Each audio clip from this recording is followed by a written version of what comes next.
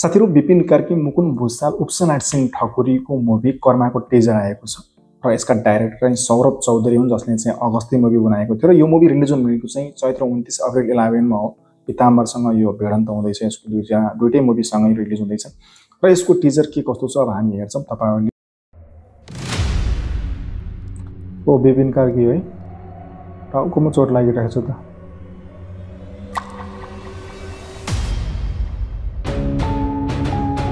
ओ exercise गरिरहेको पुलिसको तयारी जस्तो छ। जे जान्छ त्यो घुमेर आउँछ।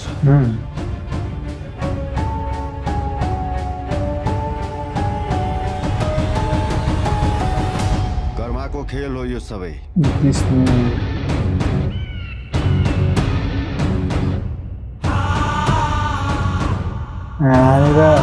मुकुन्द भुसाल उपसनाथ सिंह ठकुरी डायलॉग चाहिँ खतरै बीजीएम त खतरै छ। न कोही जोडी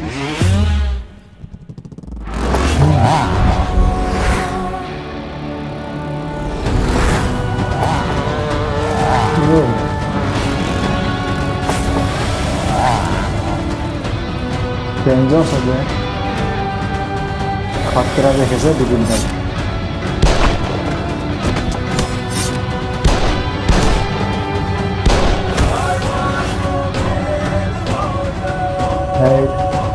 कर्मा मसँग भएको यो सब घटना मेरो मम्मीले थाहा पाउनु भयो भनेदेखि 20 वर्ष बाँच्ने मेरो मम्मी 20 दिन पनि बाँच्नुहुन्न यार।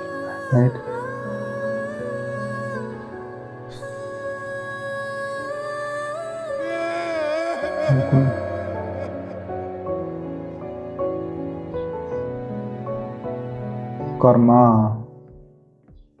साथीहरु कर्मा मुभीको टिजर हेरियो। यसलाई भन्नुपर्दाखेरि एक लाइनमा के कस्तो देखियो भने यहाँनिर चाहिँ इमोसनल पार्ट पनि देखाइएको छ, सस्पेन्स पनि राखिएकै छ र यहाँनिर यसो हेर्दाखेरि एउटा परिवारमा दुईटा भाइ छन्, दाजुभाइ, जसले चाहिँ पुलिस बन्ने एउटा रहर देखाइरहेको छ सानैदेखि हैन। र यहाँनिर चाहिँ विपिन कार्कीले सुरुमै टाउकोमा चोट लागिरहेको छ र उनले ड्याम त्यहाँनिर मान्छे मारिरहेका छन्, गनले हानिरहेका छन्, त्यसैगरी खुकुरीले हानिरहेका छन्। सायद उनी तस्करको क्यारेक्टरमा छन् कि र उनी विदेश जानलाको जस्तो पनि देखिरहेको छ।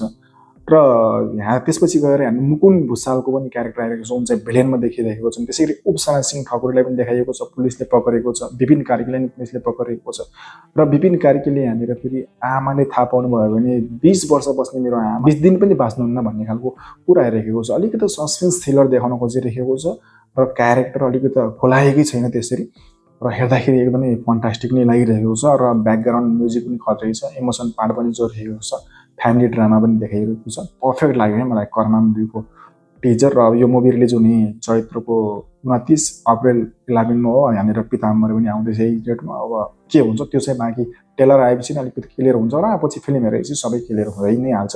त साथीहरु आज मैले यो कर्मा मुभीको टिजर हेरेँ र तपाईहरुलाई के कस्तो लाग्यो कमेन्टमा भन्नु होला भन्न चाहन्छु र यस कर्मा मुभीको टिजरदेखि म बिदा माग्न चाहन्छु। हवस् त, नमस्ते।